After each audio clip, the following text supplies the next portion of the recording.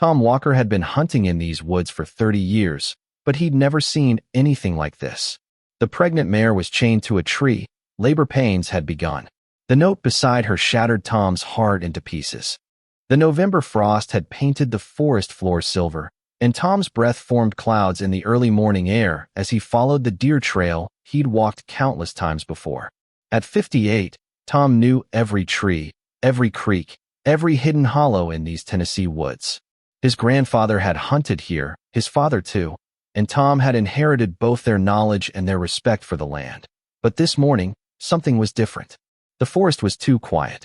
No birdsong, no rustling of small animals in the underbrush. Even the wind seemed to hold its breath.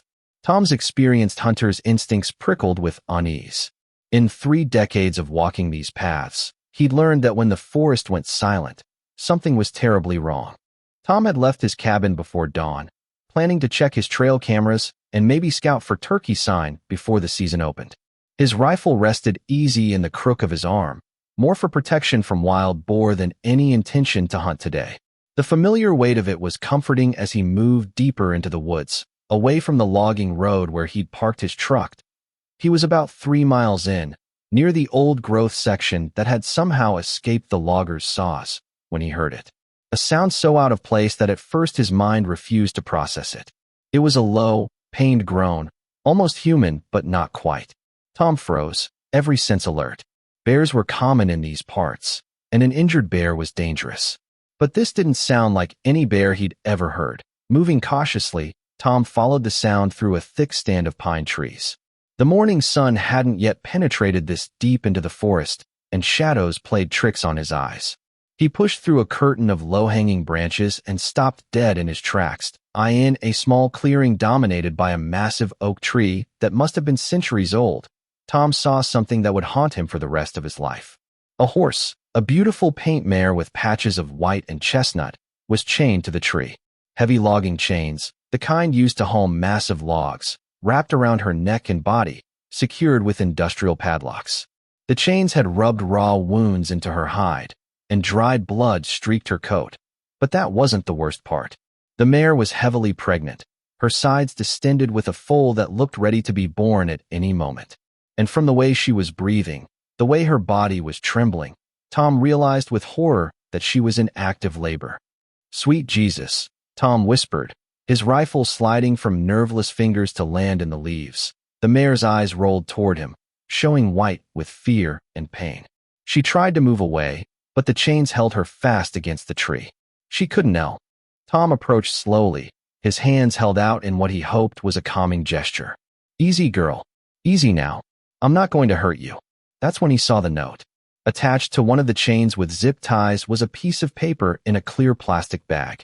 Tom's hands shook as he retrieved it, keeping one eye on the mare who watched him with desperate, intelligent eyes. The note was written in shaky handwriting. "Can't afford to feed 2 horses. The economy destroyed us. Lost the farm. Living in our car. She's pregnant. We didn't know when we bought her. Please, someone help her. We're sorry. We're so sorry. Her name is Bella. The foal's father was a champion. Maybe it will be worth something to someone. We had no choice. Forgive us. The Mitchells." Tom read the note twice, fury and pity warring in his chest. He understood desperation, understood poverty. He'd grown up poor himself. But this was cruelty beyond excuse. There were horse rescues, sanctuaries, dozens of options besides chaining a pregnant mare to die in the woods. Bella, now she had a name, let out another groan, her body convulsing with a contraction. Tom could see the foal was trying to come, but the position was all wrong. The mare needed to lie down, needed to be able to move, to follow her body's ancient wisdom about how to bring life into the world. Tom pulled out his cell phone. No signal, of course. He was too deep in the woods. He'd have to go back to his truck, drive until he found reception, call for help. But looking at Bella's labored breathing, the way her legs were beginning to shake, he didn't think she had that kind of time. "Hold on, girl," he said, his mind racing. "Just hold on." Tom examined the chains more closely. They were secured with 3 separate padlocks, heavy-duty ones that would need serious bolt cutters to break. The chains themselves were thick, designed to withstand the strain of dragging multi-ton logs. He had a small pair of wire cutters in his pack, useful for fence repairs, but they were laughably inadequate for this job. Bella let out a sound that was almost a scream, her body convulsing with another contraction. Tom could see blood now, and other fluids that suggested the birth was progressing whether Bella was ready or not. The foal was coming, and if it came while Bella was chained standing, it would fall several feet to the hard ground. The impact could kill it, or at minimum cause serious injury. Tom made a decision. He couldn't break the chains, but maybe he could give Bella enough slack to lie down. He studied how the chains were wrapped around the tree, looking for any weakness, any way to loosen them. That's when he noticed the tree itself. The old oak was massive, but one of its lower branches, thick as Tom's waist, extended out over where Bella was chained. If he could somehow get the chain up and over that branch, it might give her enough slack to lower herself to the ground. Tom had rope in his pack, good strong climbing rope he used for hauling deer. Working quickly, he fashioned a crude pulley system, throwing the rope over the branch and tying it to the section of chain around Bella's neck. "This might hurt a little, girl, but it's going to help, I promise," he said, though he wasn't sure if he was trying to convince the horse or himself. Bella watched him with those intelligent eyes, and Tom could swear he saw understanding there. She stood as still as her contractions would allow while he worked, seeming to grasp that he was trying to help. It took all of Tom's strength and considerable ingenuity, but after 20 minutes of exhausting work, he managed to lift the heavy chains enough to create slack. The mare immediately took advantage of the extra freedom, carefully lowering herself to her knees, then managing to get her rear end down as well. She was still chained, still trapped, but at least now she was in a more natural position for giving birth. "That's it, Bella. You're doing great," Tom encouraged, though he had no idea if she was doing great or not. His experience with horses was limited to trail rides as a kid. He knew even less about horse births. What he did know was that Bella needed more help than he could provide. He had to get to his truck, had to call for help. But he couldn't leave her alone, not like this. That's when he heard voices. Someone else was in the woods, coming closer. Tom felt a mixture of relief and apprehension. Help was good, but what if it was the Mitchells, come back to check on their abandoned horse? "Hello," Tom called out. "Over here. I need help." 3 figures emerged from the trees, and Tom nearly cried with relief. It was the Morrison family, Jack Morrison, his wife Linda, and their 11-year-old daughter Emma. They lived on a small ranch about 5 miles from here, raised horses. If anyone could help, it was them. "Tom," Jack called, confusion clear in his voice. "What are you doing way out?" He stopped mid-sentence as he saw Bella. "Dear God." Linda rushed forward, her experienced eyes taking in the situation immediately. "She's in labor. Active labor. How long has she been like this?" "I don't know," Tom said, showing them the note. "I just found her 20 minutes ago. I managed to get her enough slack to lie down, but—" Emma, who had been standing frozen in shock, suddenly sprang into action. "We need to get these chains off. Now." Her young voice carried an authority that surprised Tom. "Mom, how far along is she?" Linda was already examining Bella, her gentle hands running along the mare's distended sides. "The foal's coming soon. Maybe within the hour. Jack, did you bring your tools?" Jack was already running. Meanwhile, Linda coached Bella through her contractions with the calm expertise of someone who had delivered dozens of foals. She kept up a steady stream of soothing words, her hands gentle on the mare's neck. "You're so brave, Bella. So strong. Just a little longer, sweet girl." Emma worked alongside her mother with surprising skill for an 11-year-old.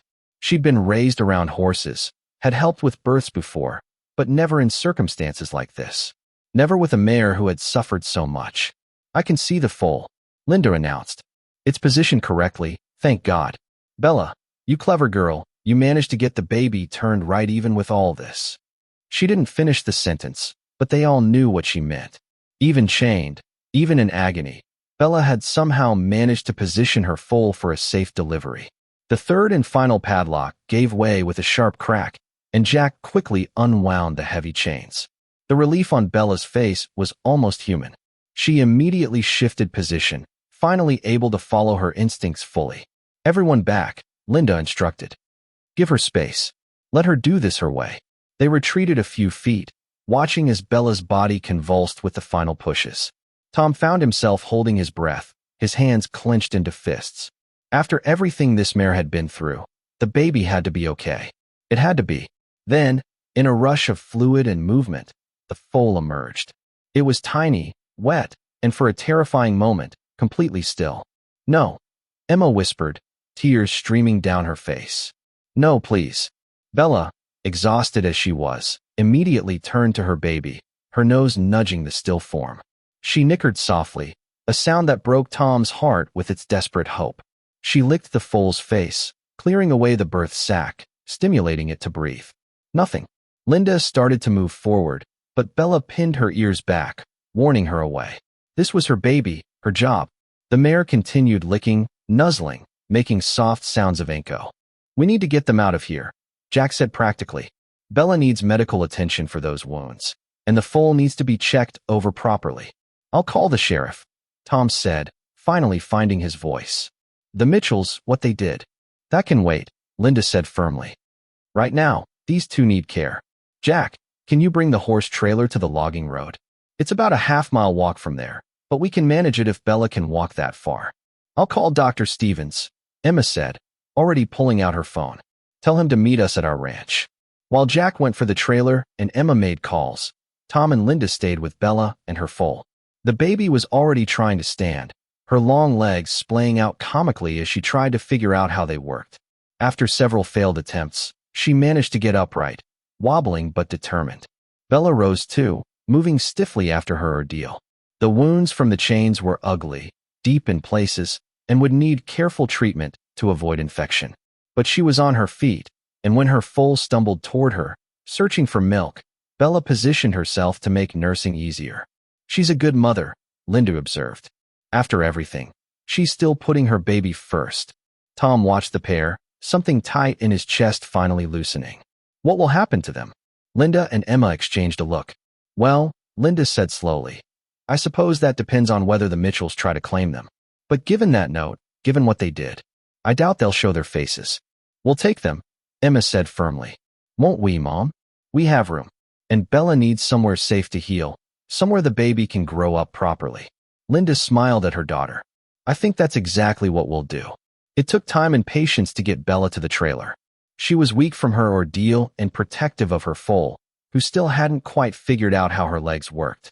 But with gentle encouragement and Emma walking Dr. Stevens, the local large animal vet, was waiting when they arrived at the Morrison ranch. His expression darkened when he saw the chain wounds, but he worked with professional efficiency, cleaning and treating each injury while speaking soothingly to Bella.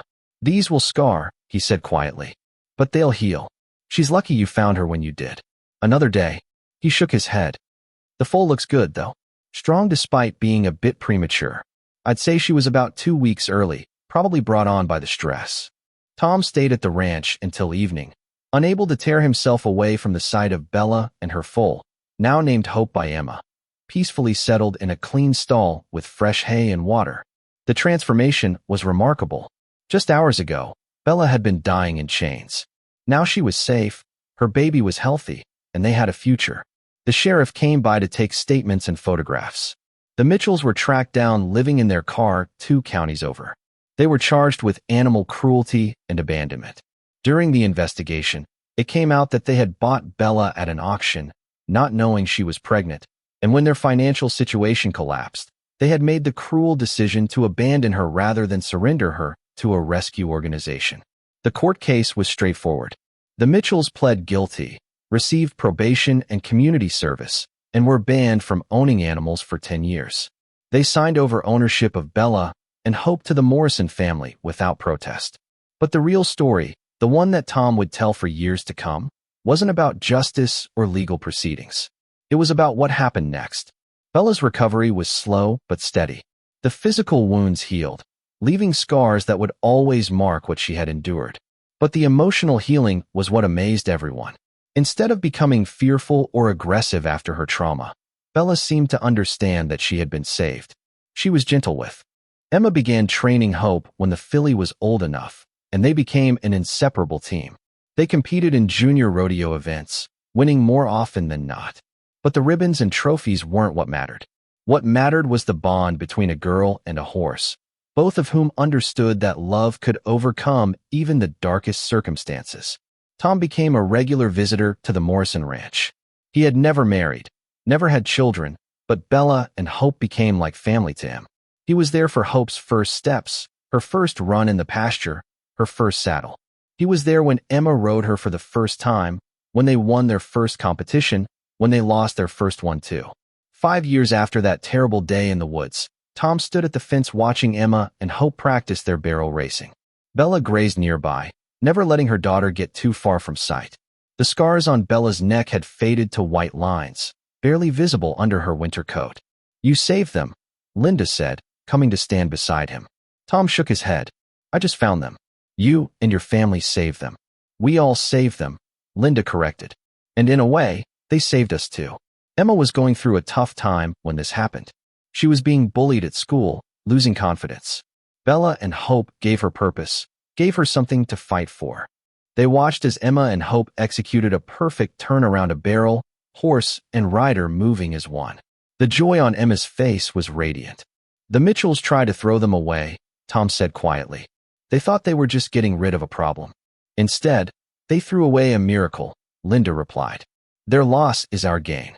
That evening, there was a gathering at the Morrison ranch. It was the anniversary of what Emma called Freedom Day, the day Bella and Hope were rescued. Friends and neighbors came to celebrate, including several other families who had rescued horses in difficult circumstances. Tom watched from his view.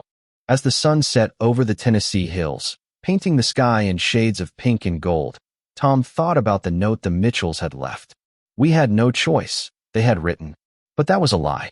There were always choices.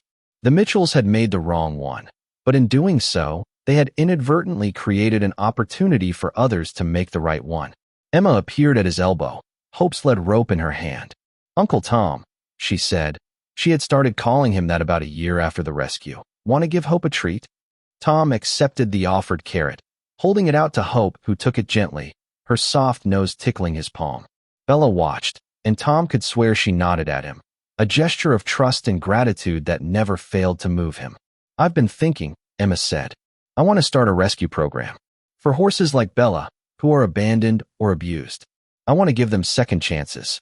"That's a big undertaking," Tom said carefully. "I know, but I'm going to study veterinary medicine, and Mom and Dad said they'd help." "And," she looked at him hopefully, "I was hoping you'd help too. You're the one who started all this. You're the one who didn't walk away." Tom looked at this remarkable young woman who had been just a child when they'd found Bella. He thought about the chains, the note, the moment when Hope took her first breath.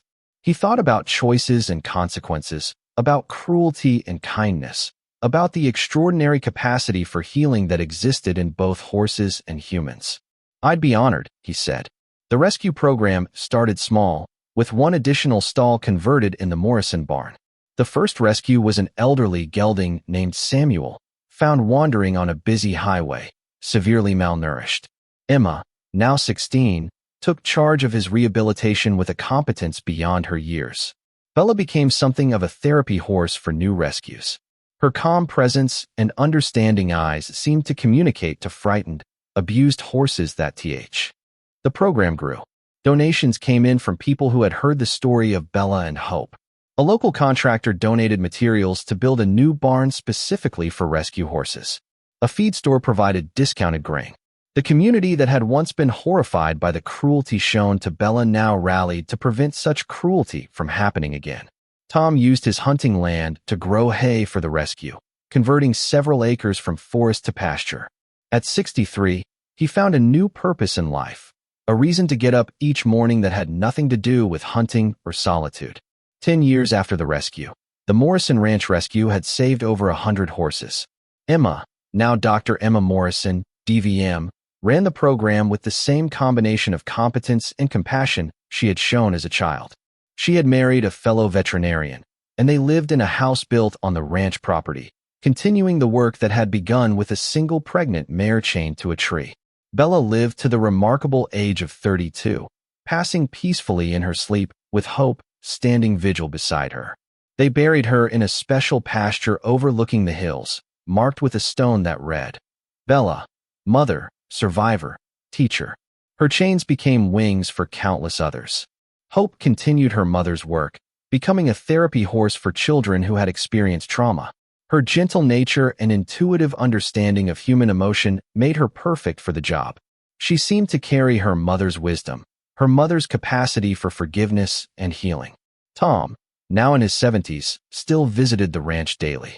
He would sit on the bench near Bella's grave, watching the rescued horses graze in pastures that had once been empty, and think about that morning in the woods. One moment of choosing not to walk away had changed so many lives, not just Bella's and Hope's, but his own, the Morrisons, and every horse that found sanctuary at the ranch. The note the Mitchells had left had said, "Forgive us." Tom supposed that in a way, they had been forgiven, not excused. What they did was inexcusable, but their act of cruelty had been transformed into something beautiful. Their abandonment had become adoption. Their chains had become freedom. Their desperation had become inspiration for a program that would save hundreds of horses over the years. Sometimes, on quiet mornings when the mist rose from the valleys like the breath of the earth itself, Tom would see Hope standing in the exact spot where her mother used to graze, her black coat shining in the early sunlight, that white star on her forehead catching the light. And he would remember that moment when the tiny foal took her first breath, when life conquered death, when love proved stronger than chains. The story spread far beyond Tennessee. Emma wrote a book about Bella and Hope, with all proceeds going to the rescue program. A documentary was made, featuring interviews with everyone who had been there that day in the woods. The story inspired other rescue programs across the country, all because one man refused to walk away, one family refused to give up, and one mare refused to let her baby die.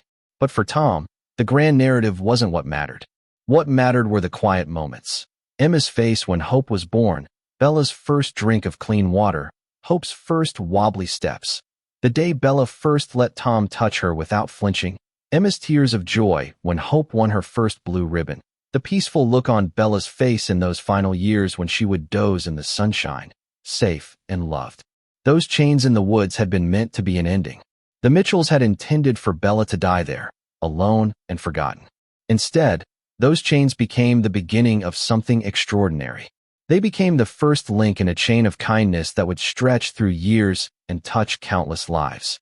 Today, if you visit the Morrison Ranch Rescue, you'll see a photograph in the main office. It shows a scared, wounded mare with chains around her neck, standing next to a tiny black foal taking its first steps. Below the photo is a simple plaque that reads, "Love is stronger than chains." And if you're lucky, you might see Hope, now 15 years old, still beautiful, still bearing that perfect white star, working with a traumatized child or a frightened rescue horse.